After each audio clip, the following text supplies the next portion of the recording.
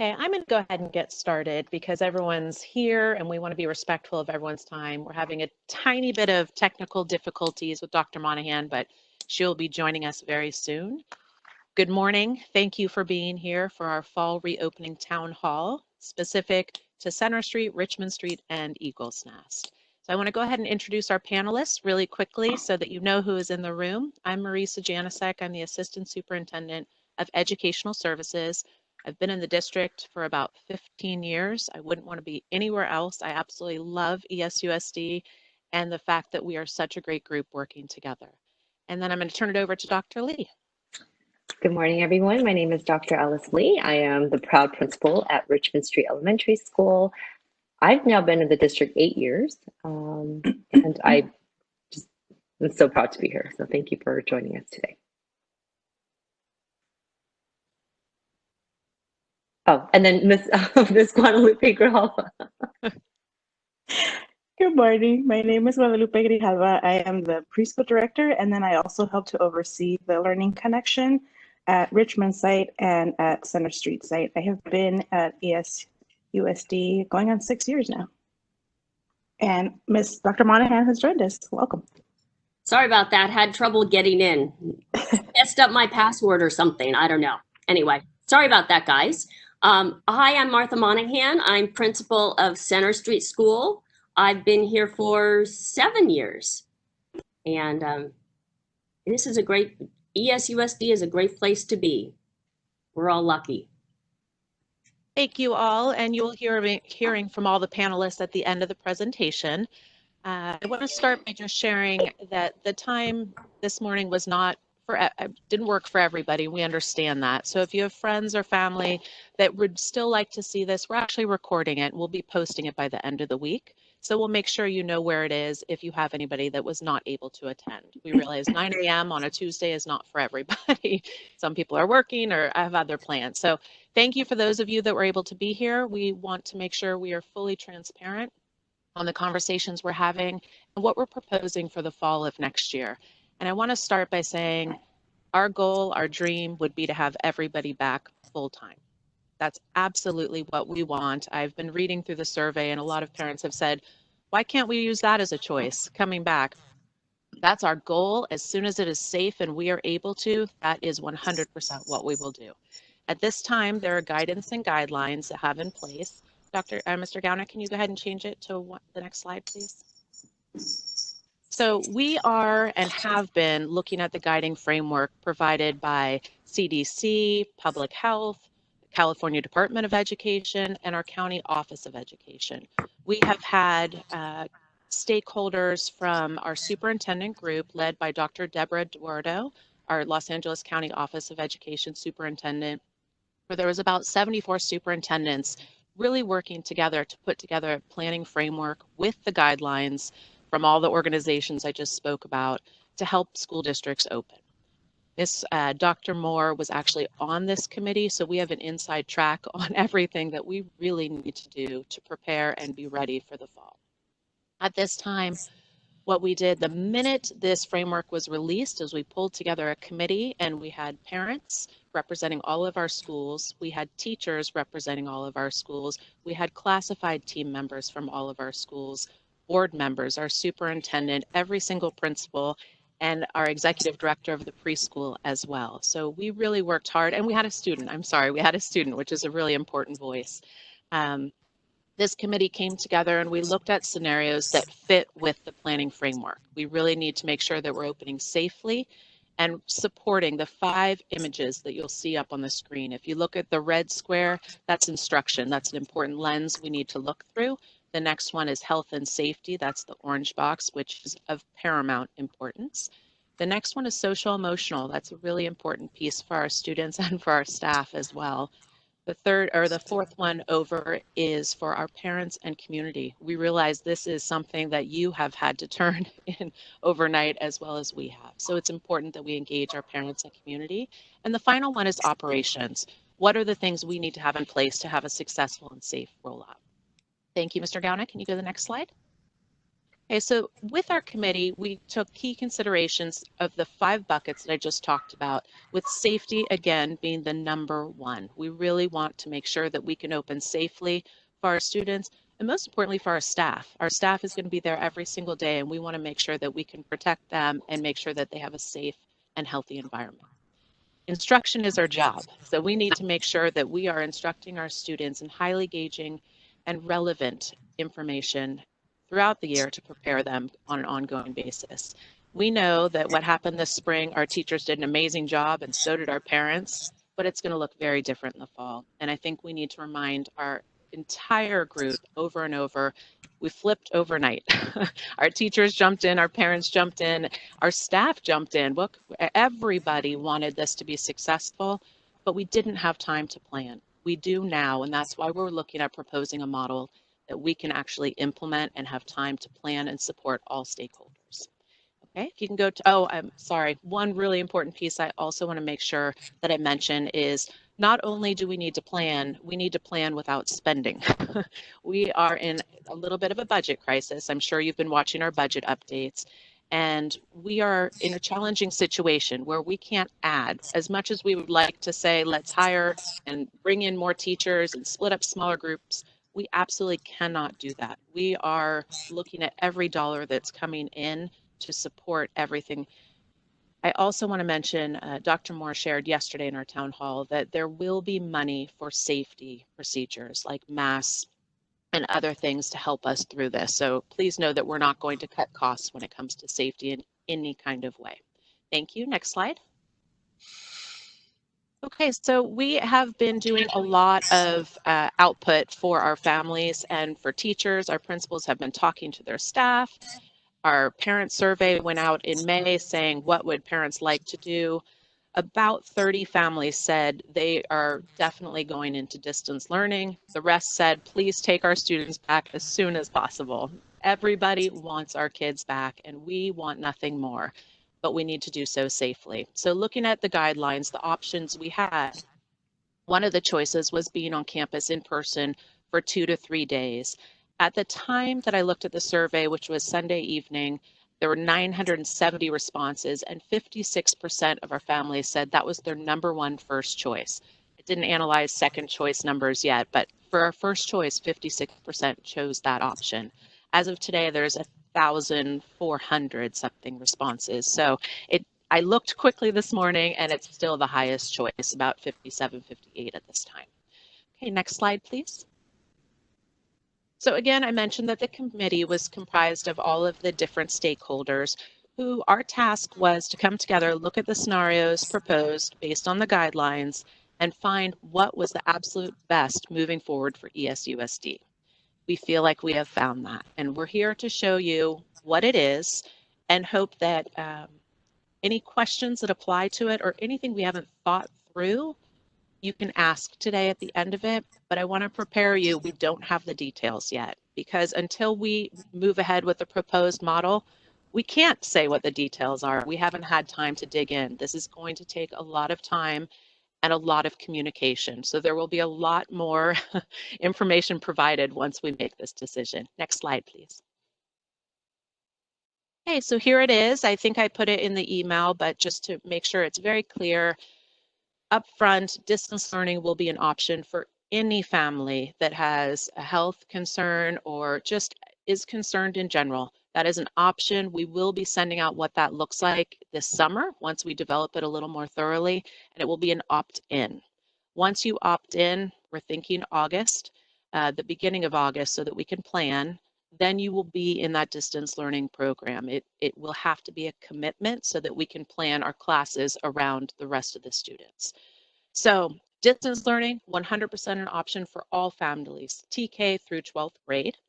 And then the rest of our students we're looking at, and again, this is based on guidelines. If guidelines change, we will make sure to adjust and communicate. But at this time, with the guidelines we have, we'd like to propose that Monday is full distance learning for groups A and B. The classes are cut in half.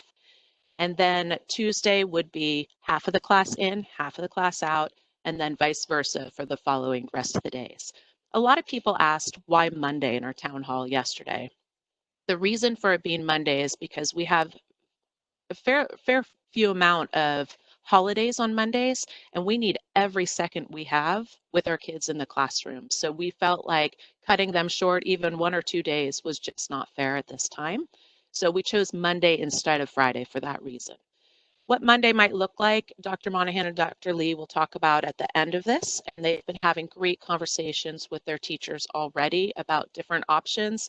Nothing has been decided yet, so please know these are discussions, but we really have heard from our families the survey input, and I want to make sure if you have not filled out the survey, you still have the opportunity. It's open until 5 p.m. this Friday, and it's a link on our website. There's a big button on our homepage that you're welcome to fill out for all of your children in ESUSD about their experience this spring, what worked, what didn't work, so we can really look at that, because we have seen from our perspective, but you have been home with your child and know what has worked and what really didn't work.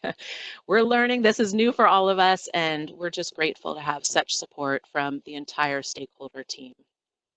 So again, this is the model we're proposing, and I do want to make sure you all know our superintendent, Dr. Moore, was planning to be here today, but she had to be pulled into a health committee with that stakeholder group I talked about with all of the superintendents that she was notified of very last minute. So she apologizes, but she has been a part of this from the beginning and is helping guide us the entire way.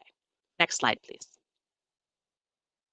Okay, so our next steps, before we get to the questions, we'll go over in a minute, just want to let you know that if at the end of this town hall series and looking through our survey, if we don't see any major concerns, this is the scenario we will be reopening with in the fall. This will give us July, August to really plan, prepare our teachers, make sure that they have the support and professional development that they need. We have all of the organizational details in place for safety for all. And we have time to prepare our parents, really support them in knowing what it's going to look like, because we know a lot of you weren't teachers, trained as teachers, and this looked a little different for you this year. And we are very grateful for all the kind words you said in the survey, by the way, too, because it goes a long way. Our teachers worked very, very hard, and so did all of our staff. So thank you for acknowledging that. And we also understand it was frustrating for you. So please share what didn't work and what we can do better. We're evolving, and I guess the saying is build back better. That's what we're doing for the fall. So the committee will continue, our district-wide, comprised of all the stakeholders. And in those, we're actually going to break into 2 groups because it makes more sense to have the safety and operations in one committee, and then the instruction, social, emotional, and parent and community engagement in the other. What these committees will do is look at guidance for our school sites. So help them understand what are things we have to do, what are things that are maybe suggested but we can work around, and ideas for learning management system, instructional tools, things like that.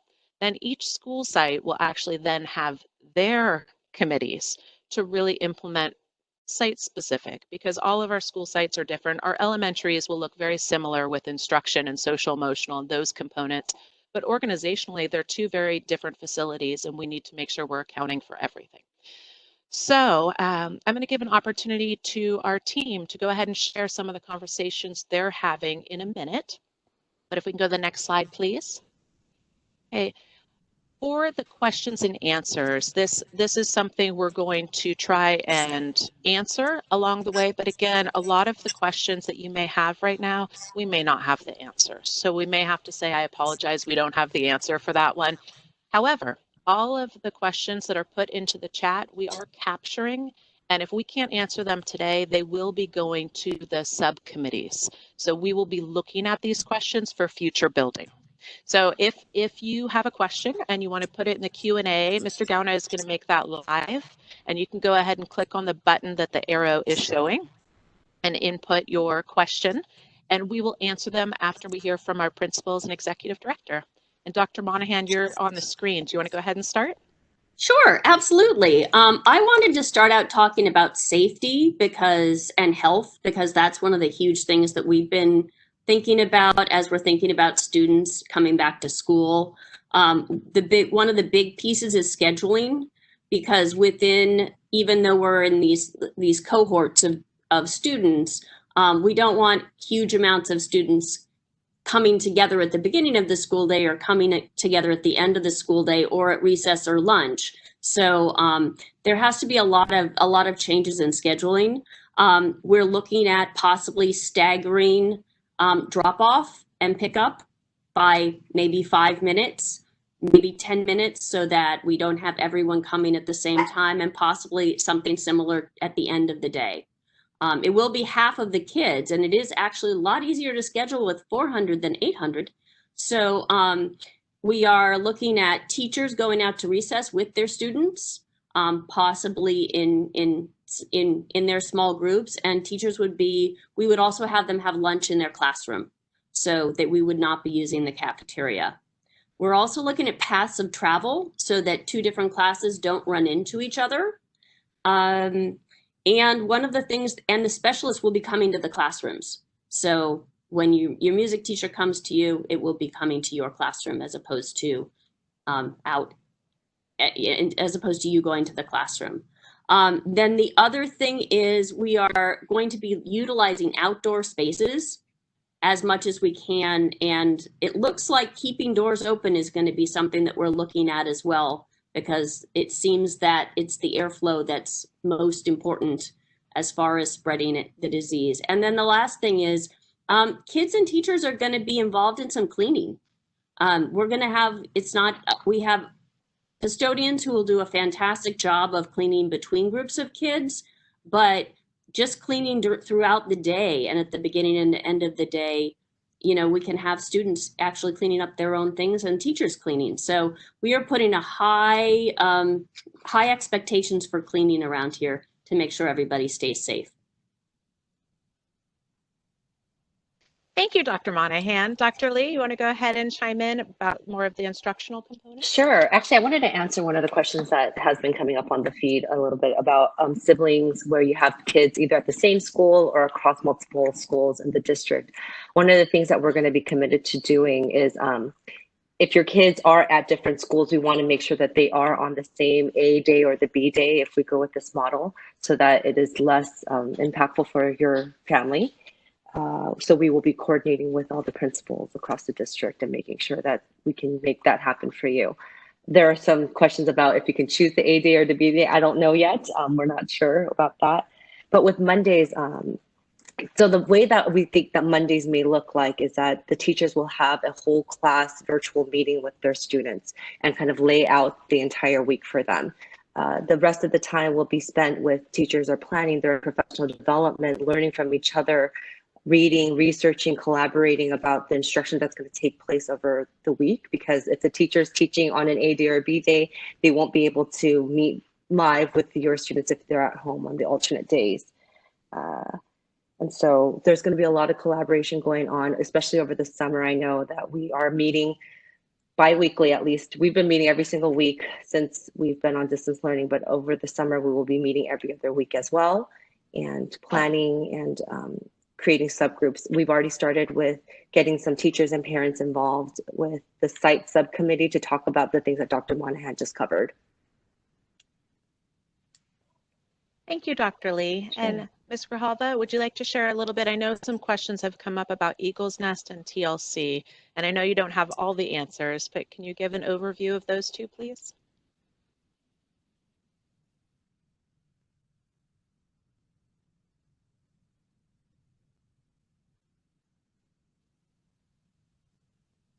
I'm sorry, you cut out. I missed the question. If you could provide an overview of TLC and Eagle's Nest. It has come up through the chat a little bit. Thank you. Okay. So hello, everyone, and thank you for joining us at the town hall this morning. At Eagle's Nest, we've had the unique opportunity of resources and best practices of preschools and childcare programs that stayed open since March. So our staff, Ms. Denise, our TLC director, and her staff have been attending webinars. For Eagle's Nest, we are choosing to do a 3-day and 2-day schedule, which is pretty familiar to our program.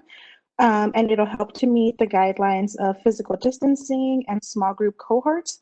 We will continue to detail shared safety protocols for staff and for students.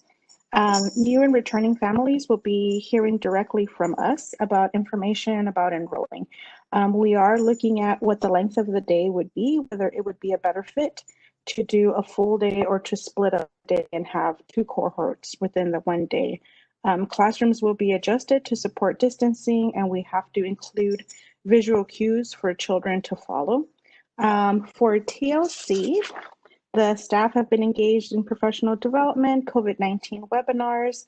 We are planning for a return in the fall, and we are engaged with Center Street and Richmond Street to designate locations where we can have groupings of 10 children to one staff. We will wrap around whatever the established schedule is for Richmond and Center, and this will include AM care, PM care, and Monday care.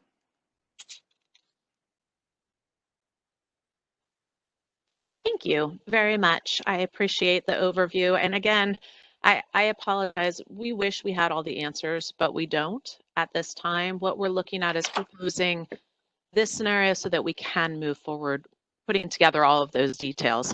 So I think Dr. Monahan addressed the recess lunch. There was a great question, a couple great questions. So I'm trying to synthesize and put together some of the same, so we're not reading every single question over and over. The siblings was addressed by Dr. Lee. Another parent said, if we want them on alternate days, yes, we can make that happen too. We will be working with our families once we know how to coordinate our cohorts and once we know we're in AB. TLC, I know Ms. Grijalva just shared that we have been working on it, and she and her team are looking creatively. They want to try and provide as much childcare as possible. We know elementary is the hardest hit in this program, and we apologize. Like I said in the beginning, we'd love to have every single kid back, but we just, right now, with the guidelines and the safety protocols, we cannot. I do want to make sure that it's clear to everyone too, that if the guidelines change and more risk is associated, we will need to go back into distance learning full time. That is a possibility. It is not our goal or what we wish for or what we think is best, but we will have to follow the guidelines. So we will also be prepared for that. Now, another question came up about how long is this going to happen? Well, we're going to say semester one right now. That's our goal. We're hoping that we'll be able to go back beginning semester two. If things change in September and say it's safe, you're fine to come back full, then we're going to readjust, plan for it, and we will bring you back as soon as we're prepared. So yes, it's fluid, flexible, and it's very, very stressful on everybody, and we understand that. So our goal is to continue to communicate to you as much as possible, but we really want to move this plan forward, barring any huge concerns, so that we can work on those details. And I think it's important to state that we will have parents on our site committees. One of the questions was, how did the parents get selected for the parent committee, for the stakeholder oversight committee? And that was from actually a survey that I sent out in May. A survey went out in May to all families saying, what's your comfort level with returning to school, and would you be interested in participating if we have future conversations? We also took recommendations from the school sites of parents that have been heavily involved. We put them all into a lottery and selected 2 per school. We had over 110 volunteers to jump in and help out, and that says so much about El Segundo. We're grateful. We just couldn't have that many on a committee to make a decision. So please know we will be gathering your input. The survey is critical. If you have not had a chance to do that, please input your information. And then we'll have a lot more communication over the summer. And then Dr. Lee, have you seen a question here that you'd like to answer to? There was one quick one about early birds and later gators. And no, we will not be doing early birds and later gators, only because the classrooms will already be very small with social distancing. The class will have no more, at least in the primary grades, no more than 12 kids at a time. And so there will not be a need for early bird, later gator. And we are working on a staggered entry, ingress, egress schedule for students and making sure that kids are coming in from multiple entry points. There was another question about if we're going to be temperature checking. And Marisa, do you want to answer that? Sure, we don't know. I apologize. Our guidelines right now are to temperature check, but that could change. And what the process will look like is really in the details. We need to figure out how we can accomplish that if that's our requirement.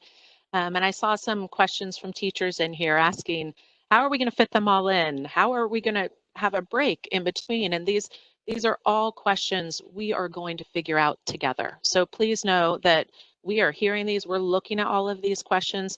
We have Mr. B.E., who is our Director of Operations and Maintenance, and he has been going around and measuring classrooms. He has been looking at egress and ingress. He has been already reaching out, looking at cleaning options. There's a lot of great information out there from other schools that have it opened up across the continent.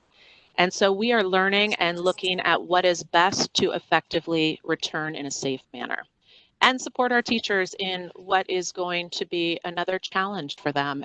I really very thankful for our teachers and how hard they have worked and adapted, and our parents too. It's a team. It really is a team approach. And I know some of you have mentioned, how is this even possible? I work full time, and I am so sorry. I know this is really hard, and I don't have the answers. Our job, number one, is to return to school as safe as possible and instruct our students. So those are our two goals that we're really looking at with the 5 buckets in the framework. And I also had a question too about, let me see, I wrote it down, outdoor space. And that was a really great question. As Dr. Monahan talked about, airflow is incredibly important. And that's something we're going to be looking at too, evaluating every space on every campus to really utilize outdoor space as much as possible. We're very fortunate to live in Southern California, and thanks to our bond, we're having some shade structures go up. So those are some positives.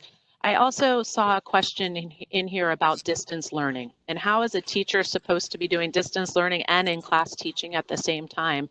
They can't. It's not physically possible. So that's why the Monday is absolutely critical for our teachers to really plan so that it's a fluid, personalized, continuous instruction so that we are really focusing on the core competencies, making it fun. This sounds impossible, but it's not. Our teachers are talented and they've already come up with a lot of great ideas, but they will need that time to really implement the distance learning for their students that are at home. We have had the question, will it be a live feed into the classroom?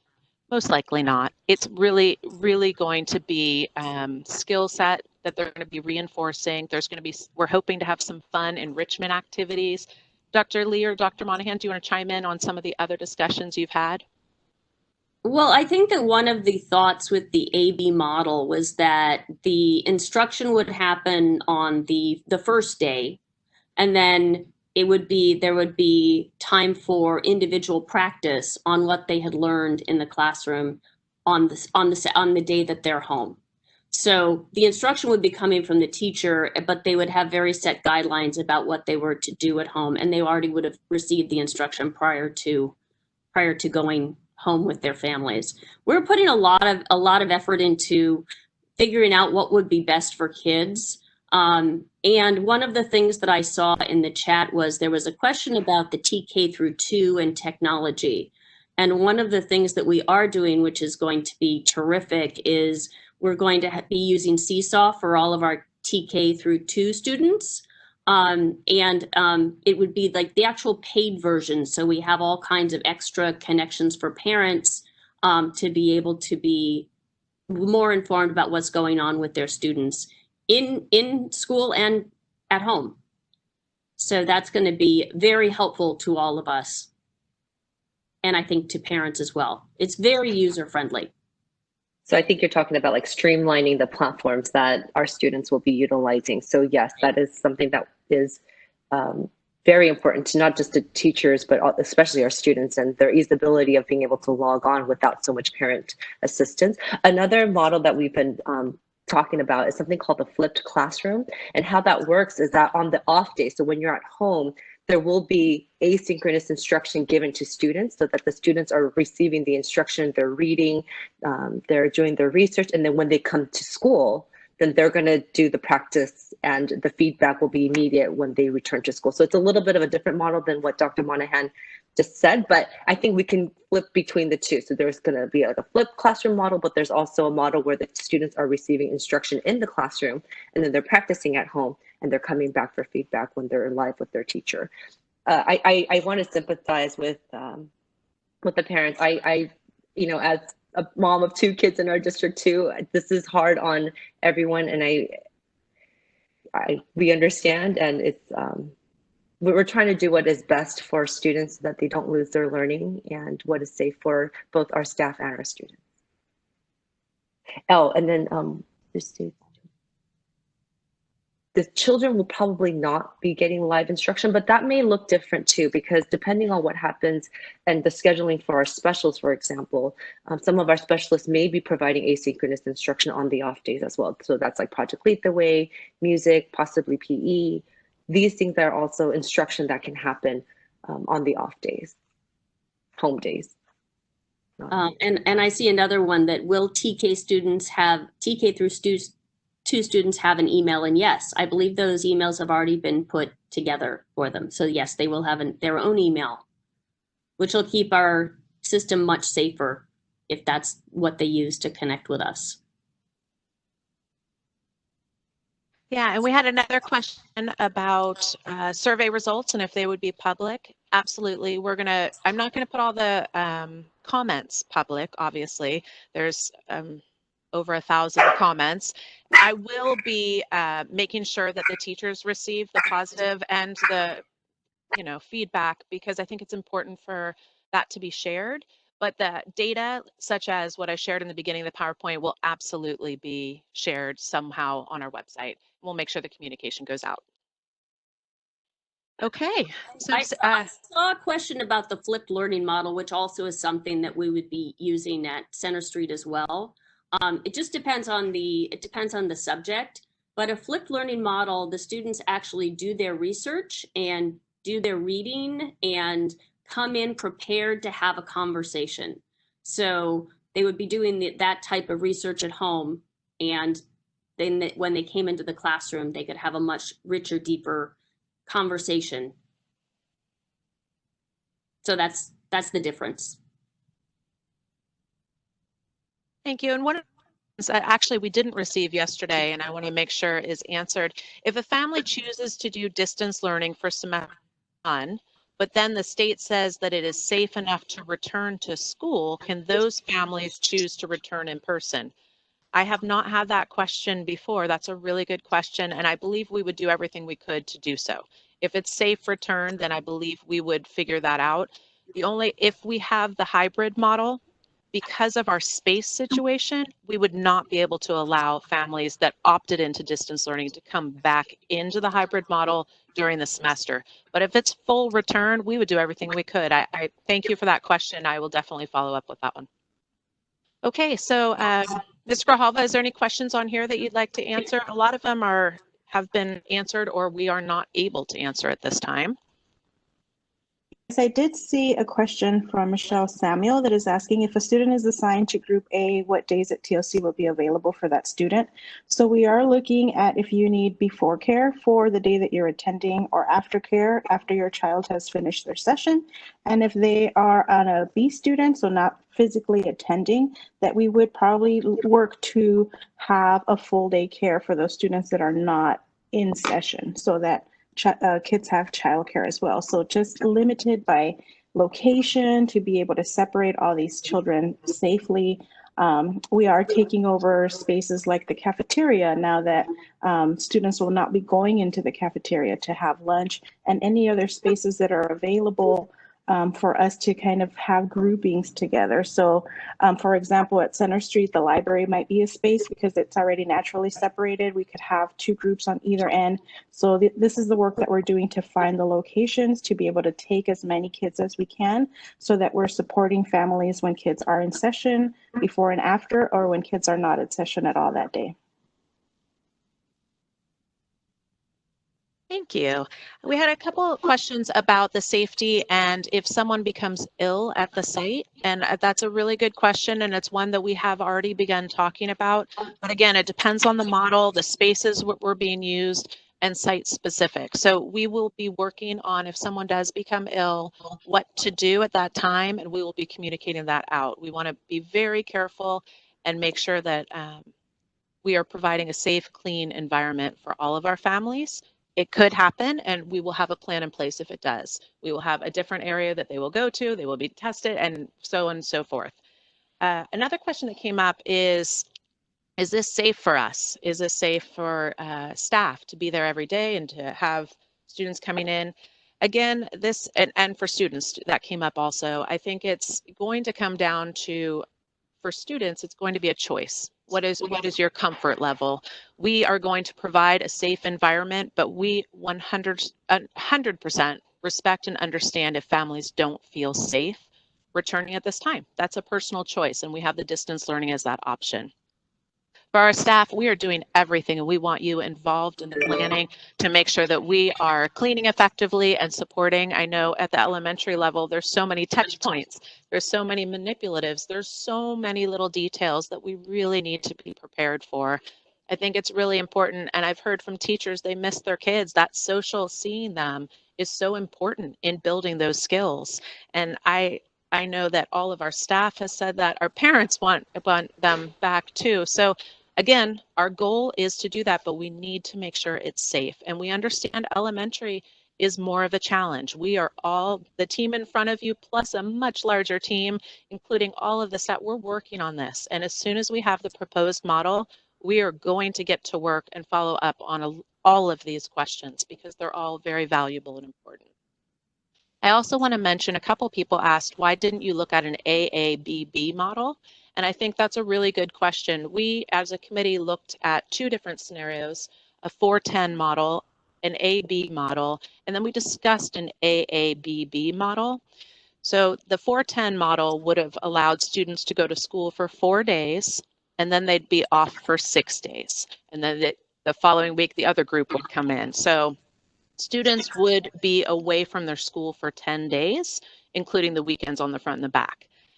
We felt like this was a great research and safety-wise, but if we could establish a safety protocol, cleaning, make sure that we are safe in our facilities to see them more consistently, it would be better for our staff, for our students, for our parents. So knowing that we can do it safely was the most important thing. We talked about the AABB model being that, again, there would be a bigger gap where students were not seen in school. I also had a conversation with a couple teachers about the cleaning is the same overnight. So AA, it would just give 1 night to clean, just as AB.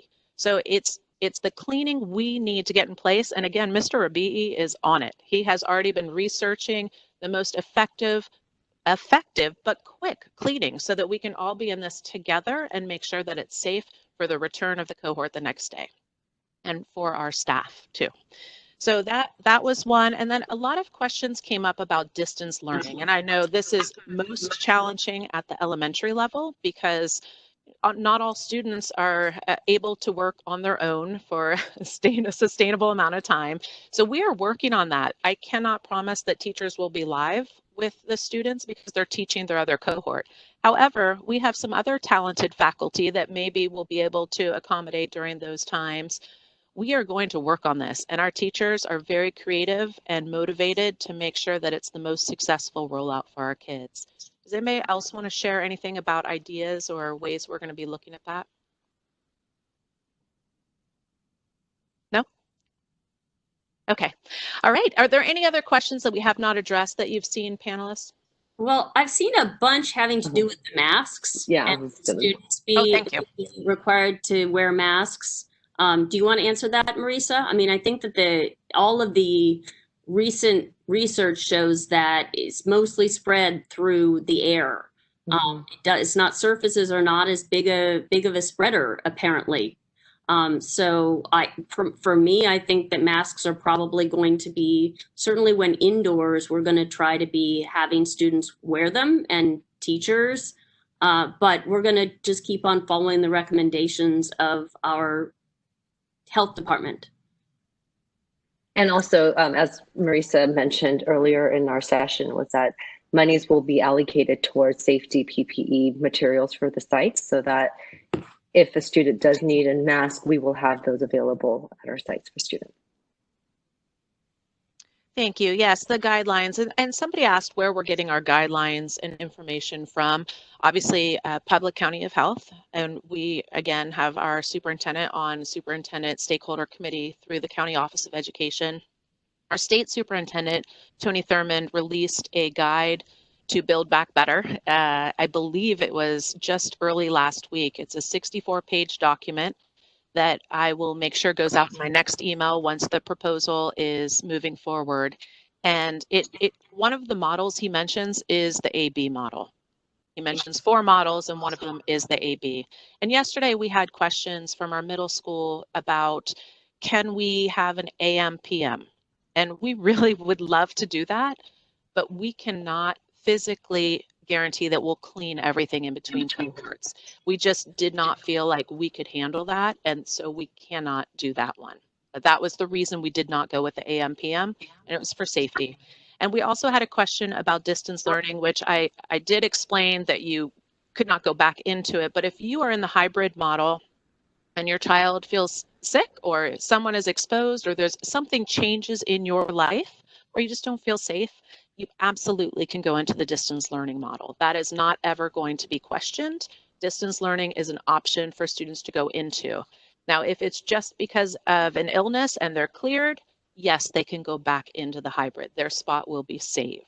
But we just need to plan for the students that are going to be in distance learning and in the hybrid so we can be ready for students in the fall. And that was another question that came up actually about the calendar. Can we start earlier? Unfortunately, we cannot start earlier. This is a board-approved calendar, and we need this time to fully prepare and make sure that we're ready for your students to come back in the fall in whatever capacity that you choose is safe for your child, whether it be the hybrid or whether it be distance learning. Okay, did anybody else see another question on here that we have not answered yet? I saw a couple of questions about teachers being able to wear a face shield. That's definitely an option, but you would also have to put the mask as well. So you would have to put the mask on as well as the face mask or the face shield, because the face shield isn't going to prevent like spit or saliva coming out of it. It's going to just kind of be at the bottom. So you would have to wear a mask as well. And I saw something about, will the kids be able to go outside? Yes, absolutely. We're looking at more outside time as opposed to less outside time. We're looking at doing instruction outside, and also they will be doing recess and they will be having lunch outside, but they'll probably be sitting in their rooms eating lunch. So if you misunderstood what I said, they will eat lunch in their rooms and then they would go out to play.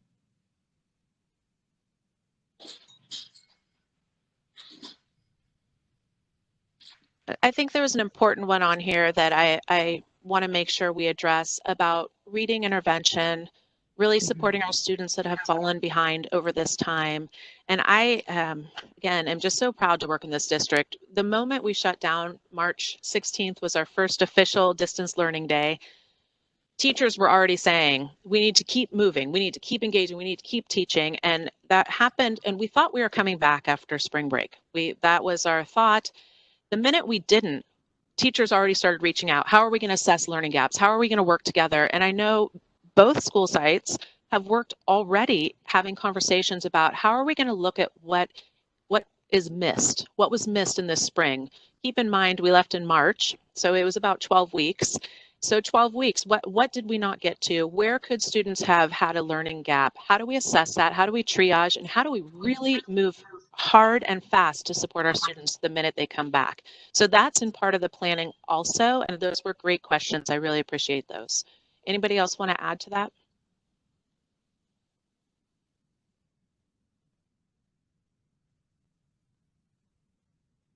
Sorry, Dr. Lee, I thought you were going to say something.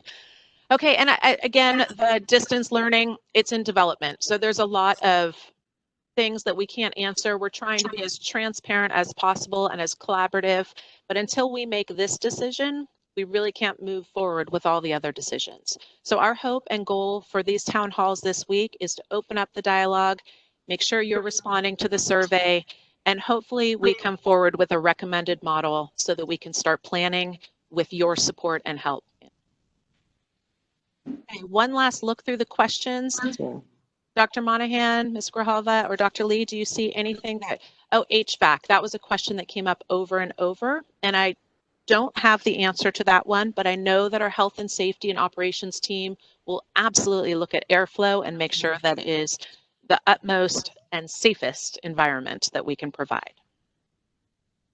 I saw one on teachers having lunch, and teachers will not be eating with their students. In all likelihood, we will have somebody covering your students so that you can have your break. Mm-hmm.